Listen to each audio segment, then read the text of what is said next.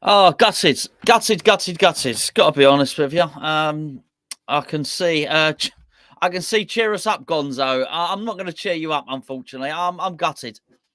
I am. I think we're just going to have to sort of be gutted together, basically. I tell you what, I do hope with that.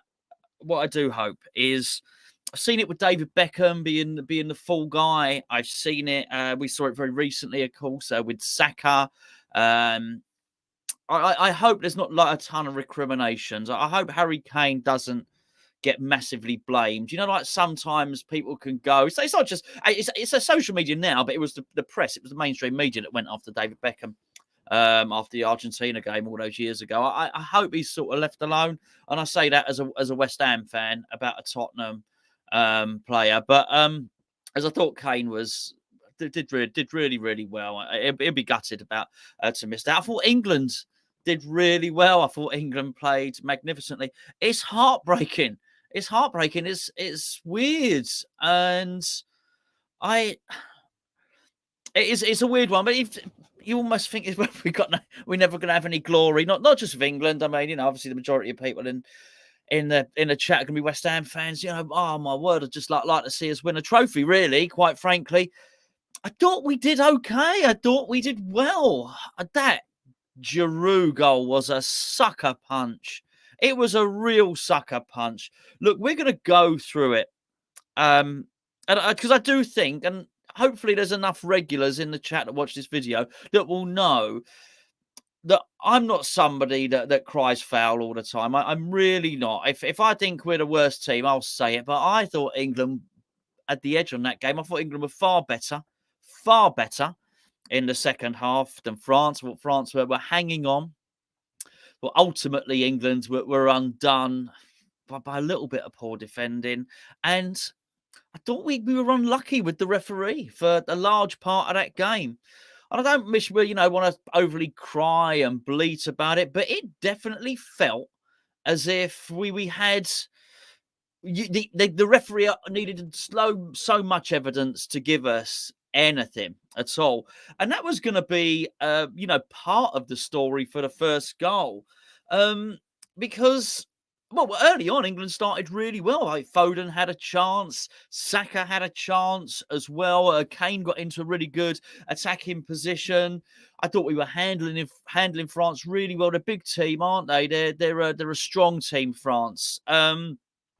But the goal, which was a wonderful strike by Chouameni, hopefully I've pronounced his name correctly, that was infinitely avoidable. But and there's nothing about the strike. The strike's brilliant. It's not that, but it's how it got to that.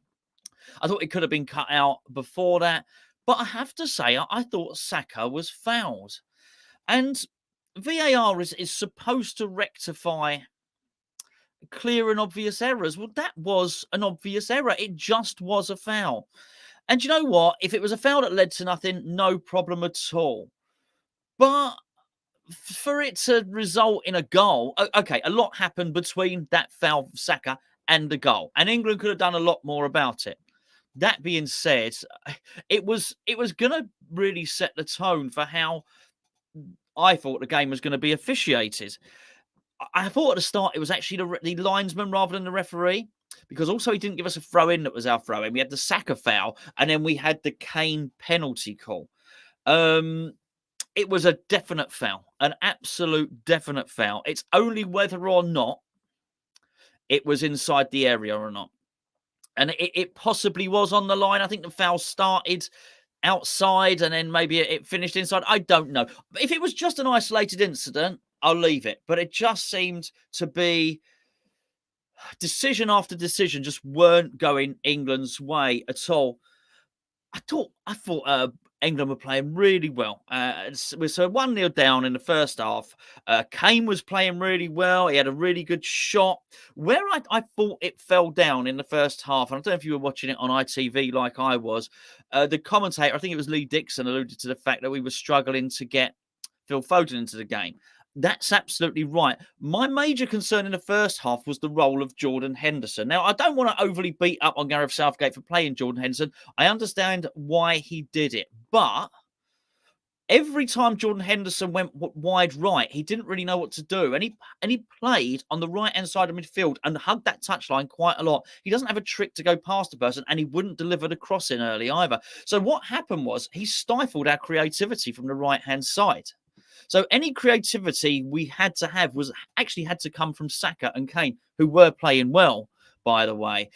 And I don't think he really understood tactically, Southgate, in that first half, how to get Foden into the game, how to get Bellingham into the game, and what to do with Jordan Henderson. I was looking at it and looking at the advanced positions that Henderson was in, and then the deep positions Bellingham was in, and I just didn't wonder why Southgate just didn't swap them over. I thought France did really well in that first half, but we had our chances. We should have had a penalty, and maybe, just maybe, they shouldn't have scored their goal. It was a wonderful strike, though. I think the worst thing. Sorry, it's not easy to do the video, to be honest with you, because I'm absolutely gutted by that, and I wasn't overly concerned about the tournament going into it.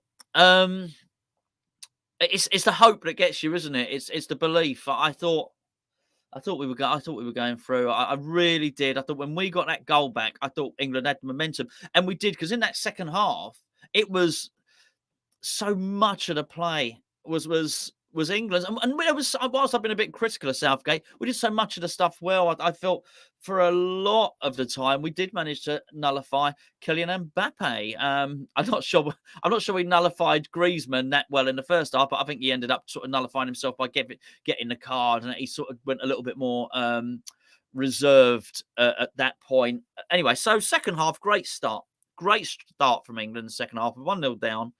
Bellingham struck a beautiful shot, which Lloris just managed to tip over. It was full of dip and power, and then Saka won a penalty. I don't know if you felt this way. It was almost no way the referee couldn't give this penalty, but I felt he wanted to not give it. I felt that all evening long. He didn't want to give it.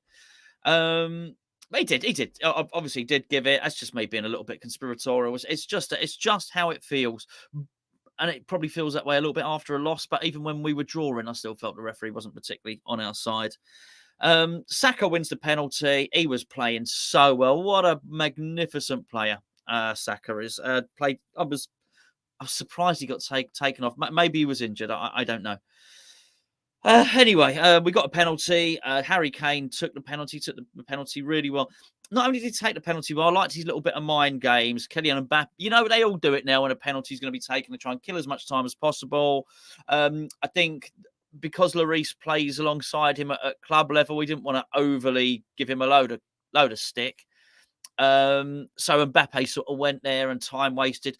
And what Kane did was Kane mimicked as though he was going to take the penalty. Then he stopped. He picked up the ball. We repositioned the ball. Then he went and tweaked his right sock. Then he moved to his left sock. And I thought, this is quite clever, actually, because what Kane had done is he'd taken the sting out of Mbappe's time wasting. Anyway, the most important thing is Kane dispatched the kick really, really well. And it was 1-1. It was a great feeling at that point. I really felt like England were going for it. I've got to be honest with you. I actually made a thumbnail for this video. I've got a different thumbnail up there now, which says heartbreak and stuff like that. But I had, it was quite a good thumbnail. I wouldn't have wouldn't have created the thing if I didn't think we were going through. That's how confident I was. It wasn't all England. France had their moments. Pickford, 2 really good saves from Pickford, and France at 1-0. They came back at us a little bit, but by and large, so I'm just doing my notes here. By and large, that was England had the half. Maguire had a header, which was just wide. But England at this point, from sort of 55 minutes, 60 minutes, England are in not quite cruise control, because it wasn't like we were cruising. We were attacking. We were going for it down the left and the right. The whole team's functioning. At this point, we had a warning sign, though. We had a warning sign, and that was we had another amazing save from Pickford, this time from Giroud. And on the next attack, they scored, and it's sickening. It's just sickening. It's hard. It's a weird old thing, sport, isn't it? I mean, it just sickens you to the core when you see like the opposition score against you and you see them celebrating it.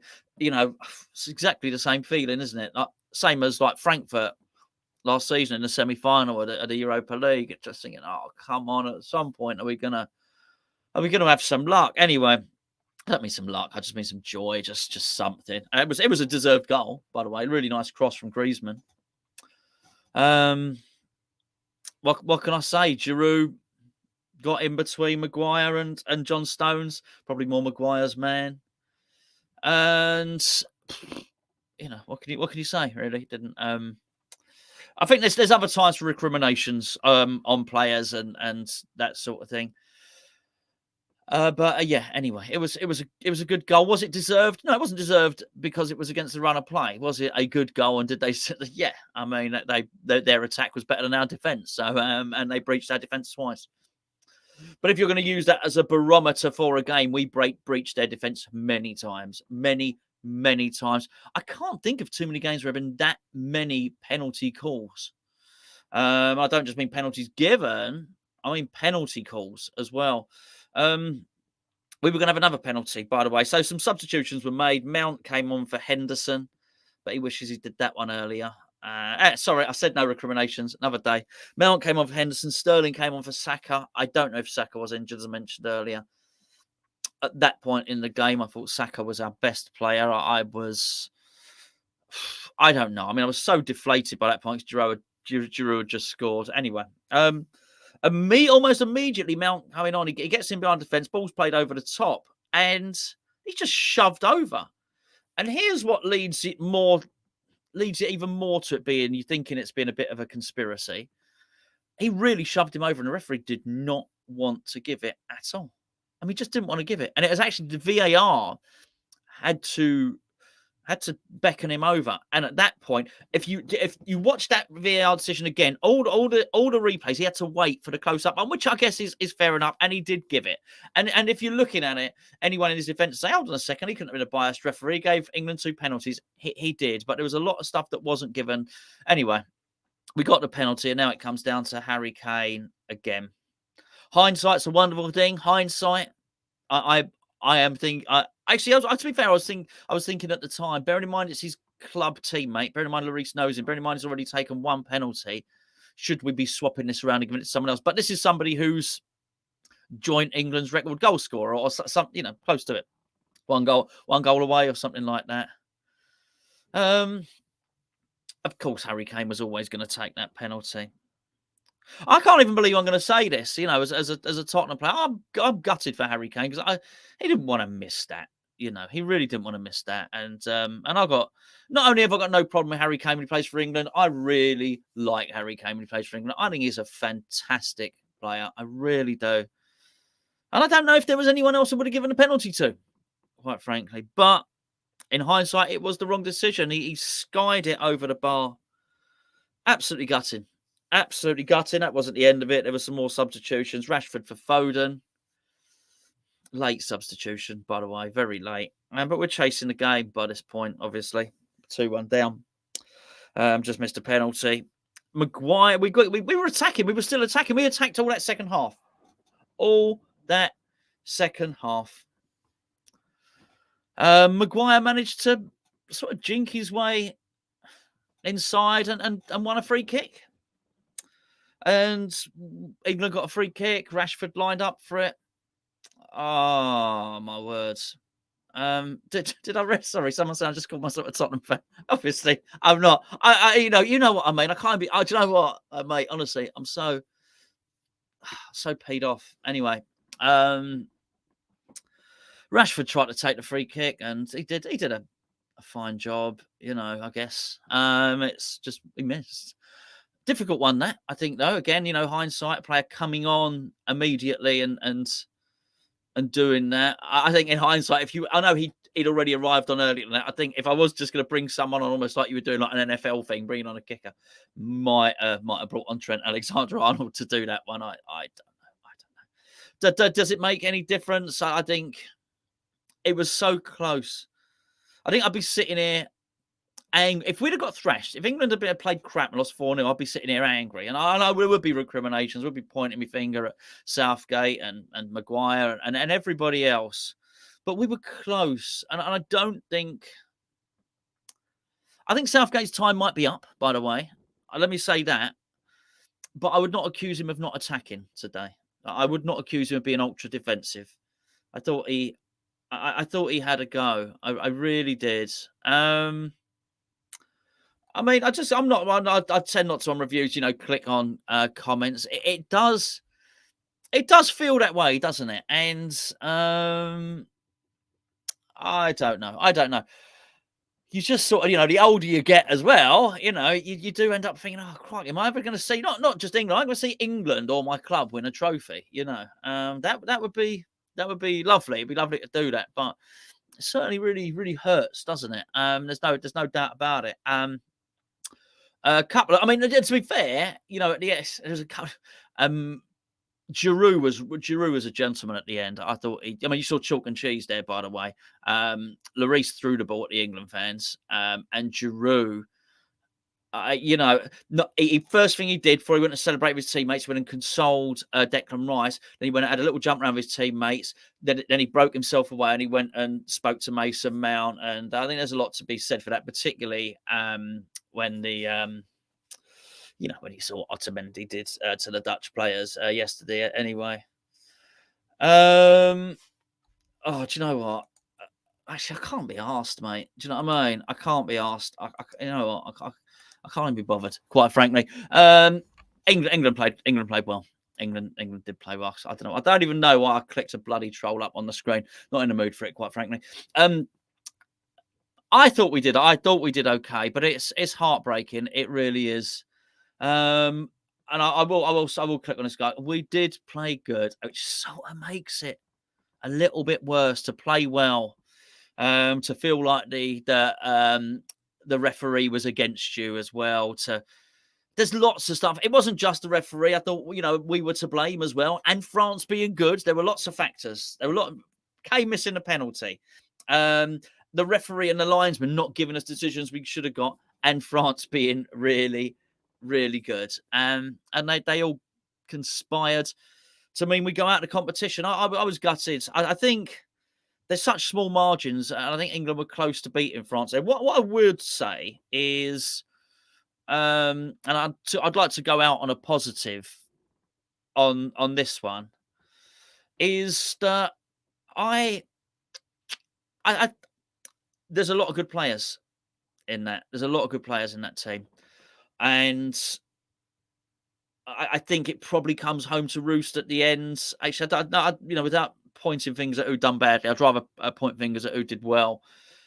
And I think when you look at someone like Saka, when you look at Foden, you look at Bellingham, even though Bellingham found it hard to get into the game today, and you look at Declan Rice, there is a nucleus and a hub of a team there that can really go on.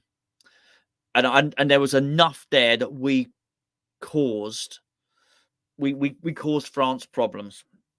England probably need to go away now and not have a full rebuild. That's got to be the nucleus of the team.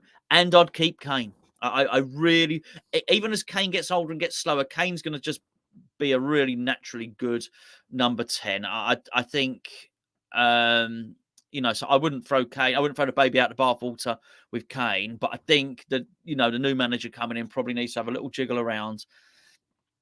And it's going to need to sort centre back out. That's going to need to be sorted out. Certainly. Anyway, right. Listen, I'm on my own here. Unfortunately, I can see trolls jumping in, so I'm going to end the stream now because I haven't got any moderators or anything like that. I just can't be asked to deal with it, quite frankly. So sorry, boys and girls. Sorry, it couldn't be a more upbeat.